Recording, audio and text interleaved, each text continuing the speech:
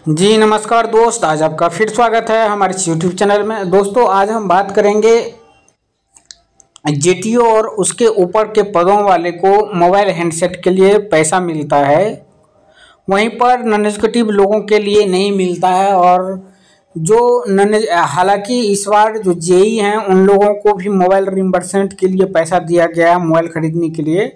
और हम बात करेंगे आखिर किन किन किन को पैसा मिलने वाला है, क्या बीएसएनएल के सारे नॉन एग्जीक्यूटिव को पैसा मिल जाएगा अब। तो चलिए इसमें दो इम्पोर्टेंट न्यूज है दोस्तों, दोनों इम्पोर्टेंट न्यूज चलिए एक एक कर बताते हैं। जेटीओ एवं उससे ऊपर के पदों पर कार्यरत कर्मचारियों को जीएसएम मोबाइल हैंडसेट की लागत की प्रतिपूर्ति भेदभाव संबंधित देख सकते हैं। दिनांक इतना को अत्यंत आभारी है जिसके अंतर्गत जेई संवर्ग को मोबाइल हैंडसेट की लागत की प्रतिपूर्ति के लिए सुविधा प्रदान की गई। विश्वास है कि जेई संवर्ग में प्रशासन द्वारा कोई भेदभाव नहीं किया जाएगा तथा इस संबंध में सभी के साथ समान व्यवहार किया जाएगा। इस संबंध में हम आपका ध्यान अपनी ओर आकर्षित करना चाहेंगे, जिसके अंतर्गत सभी गैर कार्यकारी कर्मचारियों को सुविधा प्रदान करने की मांग की गई थी ताकि घोर भेदभाव को समाप्त किया जा सके। हालांकि यह पूरी तरह से नहीं किया गया और ऐसा प्रतीत होता है कि हमारे पत्रों की विषय वस्तु आपके संज्ञान में नहीं लाई गई है। हम इस तरह के व्यवहार से तथ्यात्मक रूप से व्यथित और आहत हैं। सभी अधिकारी तकनीकी कर्तव्य नहीं निभाते हैं लेकिन सभी प्रतिपूर्ति के लिए हकदार हैं। सवाल उठता है कि गैर कार्यकारी कर्मचारियों के साथ ऐसा भेदभाव क्यों किया जाता है। ऐसे कई मौके आए हैं जिन्हें प्रबंधन के संज्ञान में लाया गया है लेकिन गैर कार्यकारी कर्मचारियों के साथ पूरा व्यवहार जारी है। इन सभी को आपके पूर्ववर्ती के संज्ञान में लाया गया था जिन्हें सुधार का आश्वासन दिया था। इसलिए हम आपसे विनम्र अनुरोध करते हैं, कृपया पूरे मामले पर वास्तविक परिप्रेक्ष्य में विचार करें ताकि भेदभाव समाप्त हो सके, क्योंकि अन्य लोग भी इसमें कार्यरत हैं। अब वहीं पे दोस्तों अब एक लेटर निकला था, सभी आप लोगों को मालूम होगा कि सभी गैर कार्यकारी कर्मचारियों के क्षमता संबंधी निर्माण बीएसएनएल में गैर कार्य कर्मचारियों के उत्पादक रोजगार के लिए उसको ट्रेनिंग दिया जाएगा। जी हाँ दोस्तों, इसके संबंध में है दिनांक 29/10/2024 के लिए हमें क्षेत्र से विचार जानने की आवश्यकता हुई है जिसके कारण देरी हुई है। यह अपरिहार्य है, इसीलिए देरी को माफ किया जा सकता है। हम इस पर विस्तार से बात नहीं करना चाहते और नीचे दिए गए अपने विचार बता रहे हैं। बीएसएनएल के लिए लाभकारी और उपयोगी के लिए अपने कौशल को उन्नत करने के लिए प्रशिक्षण और पुनर्प्रशिक्षण के लिए गैर कार्य कर्मचारियों से विकल्प लिए जाएं। ऐसे प्रशिक्षित कर्मचारियों को प्रेरित करने और उपयोगी रोजगार के लिए अनुकूल वातावरण उपलब्ध कराया जाए। प्रशिक्षण तिमाही आधार पर हो। जो कर्मचारी चयन नहीं करते हैं उन्हें बिक्री और विपणन, सीएससी संचालन, प्रशासनिक और कंप्यूटर प्रशिक्षण आदि के लिए प्रशिक्षित किया जाए। ऐसे कर्मचारियों को उपयुक्त प्रशिक्षण के बाद कार्यालय कार्य के लिए भी उपयोग और प्रशिक्षित किया जाए। 4 नंबर में है, सभी जेई बाहरी और विभागीय दोनों को सूचीबद्ध क्षेत्रों आदि में कुशल बनाया जाना चाहिए। इस संबंध में कोई भेदभाव नहीं किया जाना चाहिए। 5वां है, टीटीए एटीटी सीनियर टीटीओ के लिए सूचीबद्ध मदों पर 2-3 दिनों का प्रशिक्षण काफी अपर्याप्त होगा। लाभकारी उपयोग के लिए संपूर्ण प्रशिक्षण का प्रावधान किया जाना चाहिए। प्रशिक्षण नाम मात्र के लिए नहीं हो सकता है।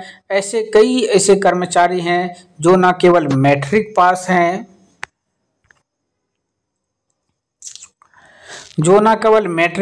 हैं, बल्कि वे इंटरमीडिएट, स्नातक और बहुत कुछ हैं। वे कंप्यूटर संचालन में अच्छी तरह से सुसज्जित हैं। ऐसे कर्मचारियों को तकनीकी पक्ष में उपयोगी रोजगार के लिए और अधिक कुशल बनाया जाना चाहिए।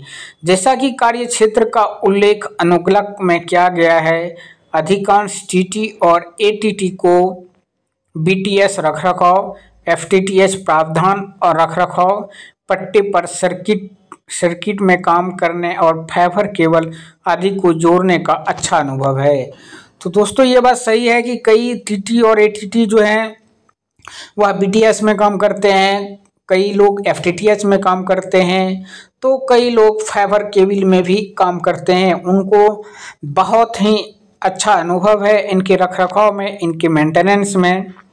व्यवहार में इन संवर्गों के कर्मचारी केवल क्षेत्र में ऑप्टिक फाइबर केबल को जोड़ते हैं और कई ऐसे कर्मचारी भी हैं जो ऑप्टिकल फाइबर को अच्छा तरह से जोड़ना जानते हैं। ऐसे कर्मचारियों को उच्च तकनीकी क्षेत्र में और अधिक कुशल होना चाहिए। परियोजना के नाम के अनुसार निम्न सुझाव दिया गया है। कौशल उन्नयन परियोजना, कौशल प्रेरणा परियोजना होना चाहिए। बीएसएनएल अप स्किल परियोजना होना चाहिए। बीएसएनएल मार्च परियोजना होना चाहिए। बीएसएनएल प्रगति पथ होना चाहिए। बीएसएनएल विकास परियोजना होना चाहिए। हमें यकीन है कि सूचीबद्ध विचारों और सुझावों पर उचित विचार किया जाएगा।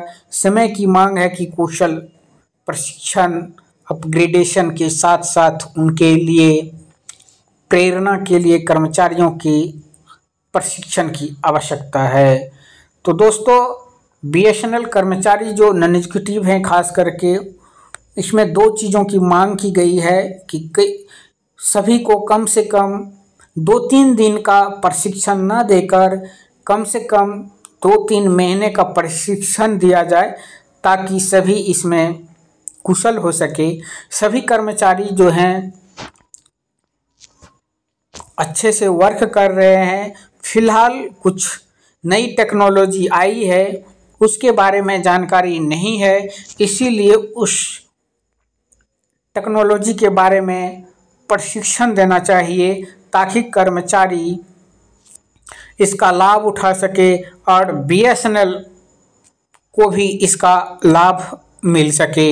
हालांकि वहीं पे दूसरा जो न्यूज़ था दोस्तों, हालांकि पहले जेटी और एवं कर्मचारी को ही मोबाइल हैंडसेट के लिए पैसे मिलते थे।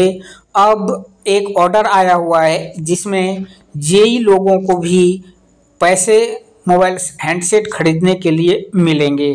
तो इसी को लेकर कर्म यूनियनों का मांग है कि सिर्फ जेई कैडर को ही नहीं, करीब करीब हर नॉन एग्जीक्यूटिव को भी मोबाइल रिम्बर्समेंट के लिए पैसा मिलना चाहिए, क्योंकि कई टीटी एंड एटीटी जो हैं वह मोबाइल से अपना काम करते हैं। तो इसीलिए दोस्तों वीडियो अच्छा लगा है तो लाइक कीजिएगा। धन्यवाद।